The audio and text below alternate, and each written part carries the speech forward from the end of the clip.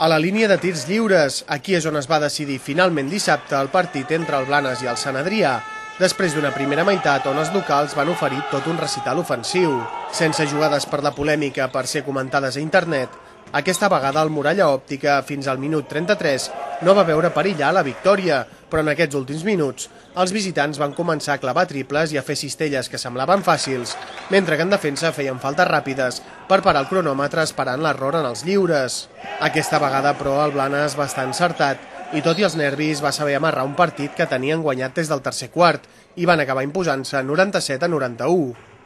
Avui és una victòria molt important,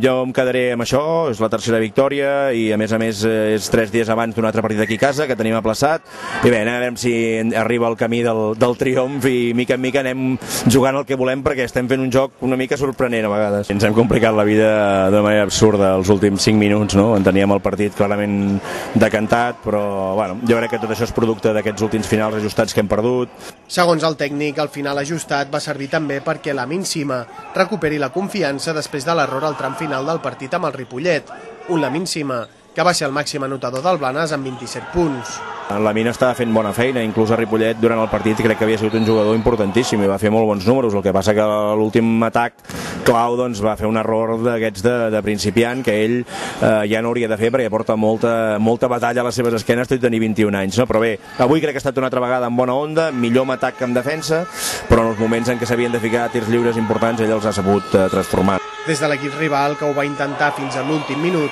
el jugador blanenc Xavi Rutllan considerava que la mala defensa a la primera meitat els havia condemnat. La nostra sortida ha sigut molt fluixa en defensa, això ha provocat que el Blanes estigués molt encertat també, tant a nivell exterior com interior, i ens han tret una renda de 20 punts molt ràpidament.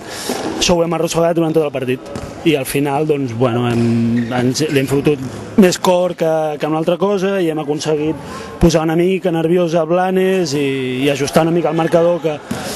no és el reflex del partit, però nosaltres hem estat francament bastant per sota del que podem donar, però bueno, l'important és que hem donat la cara fins al final. El número 32 de l'UPSA, que jugava aquí fa 2 temporades, explica també que ha vist el Blanes molt reforçat respecte a l'any anterior, un equip al que el Sant Adrià va derrotar a casa i a fora. Rutllan també assegura que, tot i que es troba molt a gust a l'equip barceloní, no descarta tornar algun dia vestit de groc i negre. Sí, és possible. Evidentment la carrera d'un jugador mai pots tancar-te portes i de fet, bueno, això és casa meva, ho ha sigut durant molts anys i el temps dirà.